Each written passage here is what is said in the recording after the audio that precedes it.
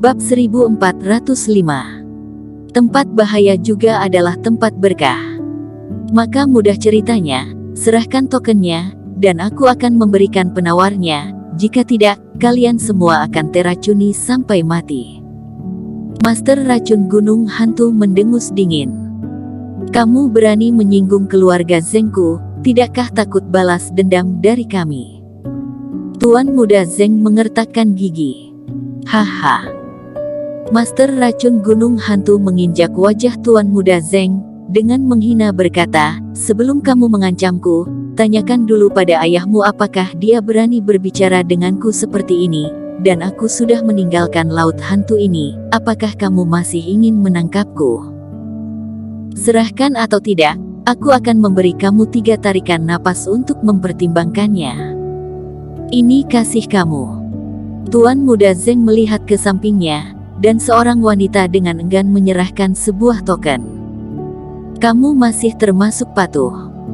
Master Racun Gunung Hantu mengambil token itu dan membalikkannya, lalu tersenyum, mengambil token itu dan pergi. Senior, kamu belum memberiku obat penawarnya. Tuan Muda Zeng kaget. Hanya setelah beberapa saat, dia merasakan sakit yang hebat di 5 organ dalamnya, seluruh tubuhnya dingin, dan dia menggigil. Sekarang dia bahkan tidak bisa bangun. Aku ingin memberikannya kepadamu, tetapi aku tiba-tiba teringat bahwa alasan mengapa aku menjadi seperti ini sekarang adalah karena ayahmu. Jadi biar hutang ayah dilunasi anaknya, kamu tunggu saja mati di sini. Master Racun Gunung Hantu tertawa dan melompat ke kapal spiritual. Tolong, selamatkan aku memiliki koin roh. Siapapun yang bisa menyembuhkan aku, keluarga Zeng, aku akan memberikan banyak hadiah. Tuan Muda Zeng berguling kesakitan sambil berteriak. Kultivator di sekelilingnya tampak sinis. Orang ini sangat sombong sebelumnya, tapi sekarang dia mengemis.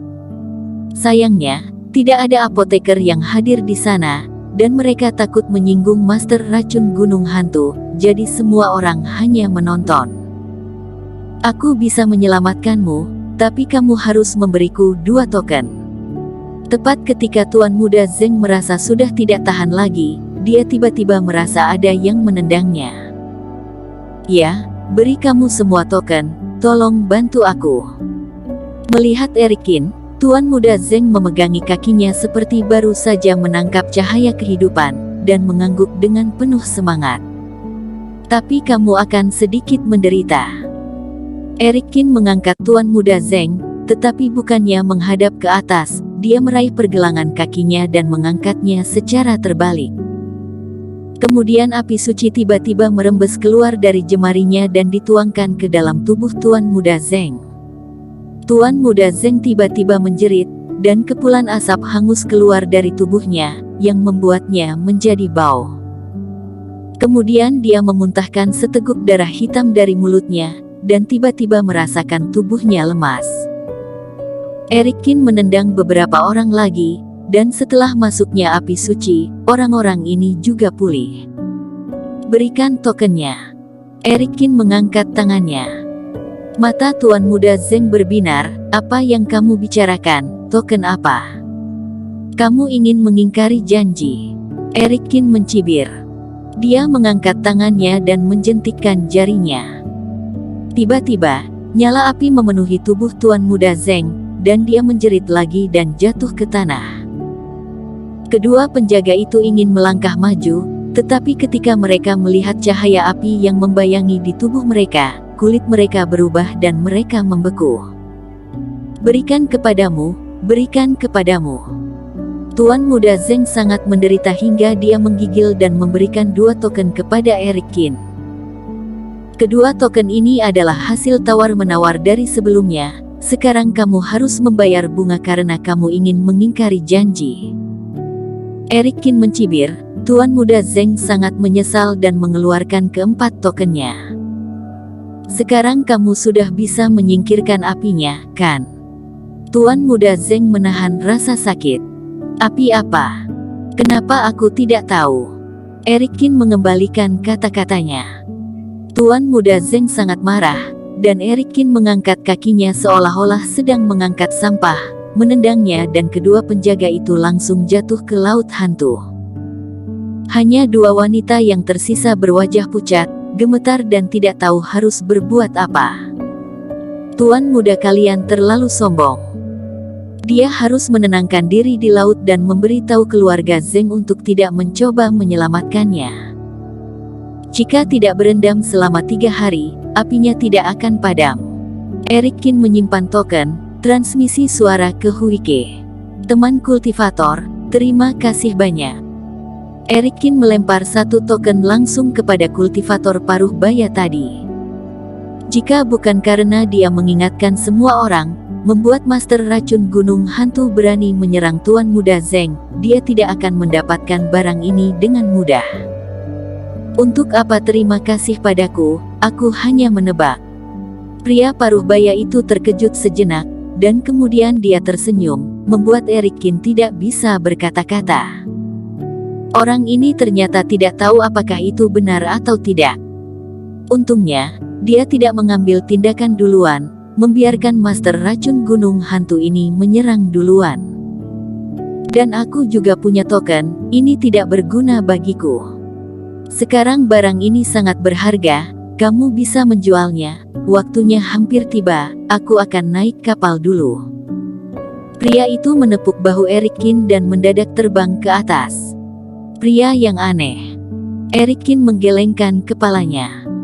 Teman kultivator, apakah token ini mau dijual? Aku bisa membayar dengan harga tinggi.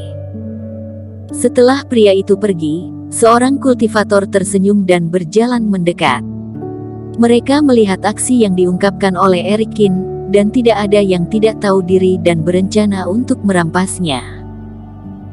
Erikin tidak kekurangan koin roh, dan dia tidak ingin terlalu lama. Kedua token tersebut dijual kepada dua kultivator yang memiliki pil inti dari iblis monster fase transendensi. Setelah beberapa saat, Huike terbang kembali dengan wajah cemberut, noda darah masih ada di atas jubah emasnya.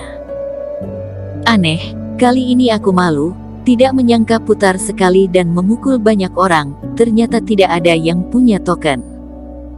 Huike tersenyum datar, untungnya, kamu anak pintar, kali ini untuk ada kamu. Ayo pergi. Erikin juga tidak meminta penghargaan, dia menyerahkan satu token kepada Huike, dan keduanya juga terbang ke kapal spiritual besar ini. Setelah memasuki kapal spiritual ini, menemukan tempat ini sangat berbeda. Kapal spiritual ini dinamakan kapal Dewa Penunggang Naga. Konon ada kultivator di peninggalan istana dewa kuno tertentu yang menemukan cara pembuatan kapal dewa kuno. Kapal hantu ini dibeli dari paviliun Jubao dengan harga tinggi kemudian ditirukan. Meski tidak memiliki momentum dan kekuatan dari kapal dewa zaman dulu, namun jauh dari cukup untuk menyeberangi Laut Hantu di masa aman ini. Setelah keduanya naik ke kapal, di kapal hantu sendiri ada kultivator yang memimpin dan memperkenalkan beberapa informasi. Baru saat itulah Erikin mengetahui bahwa token terbagi 3 level. Token yang diperolehnya dari Tuan Muda Zeng dianggap sebagai kualifikasi tamu biasa di kapal ini, tetapi kamar yang dipilihnya relatif lebih baik. Dan di bagian atas kapal dewa ini, ada banyak kamar VIP yang tentunya harganya tidak murah. Namun, tidak satupun dari mereka adalah orang yang sangat menghargai kemewahan. Di ruangan biasa ini, formasi pengumpulan roh dan formasi tersembunyi semuanya tersedia, yang pada dasarnya cukup. Ini pertama kalinya kalian berdua naik kapal Dewa Penunggang Naga. Kalian mungkin tidak mengetahuinya. Meskipun biaya naik kapal kami mahal, tapi juga sepadan dengan uangnya. Karena kapal dewa ini tidak hanya sesederhana terbang di atas laut hantu, melainkan juga memiliki semua jenis berkah. Kultivator yang membawa keduanya ke dalam kamar memperkenalkan dengan senyuman. Berkah. Laut hantu ini selalu menjadi tempat kematian, masih ada keberuntungan. Huike juga sangat tertarik saat mendengarnya. Meskipun dia memiliki banyak pengalaman, Ini adalah pertama kalinya dia menaiki kapal Dewa Laut Hantu, dan dia tidak tahu banyak tentangnya. Bahkan ada semua jenis berkah. Kultivator tersenyum dan berkata, kalian berdua tidak tahu, tanah ini juga tanah yang diberkati. Karena bahaya Laut Hantu, banyak kultivator tidak mau menerobos. Bahkan jika mereka tidak mau mengitarinya, mereka juga berupaya untuk pergi secepatnya. Oleh karena itu, setelah bertahun-tahun, banyak harta karun di Laut Hantu belum ditemukan orang-orang, dan semuanya tanpa pemilik. Ini benar-benar tempat terbaik untuk berburu harta karun. Bersambung.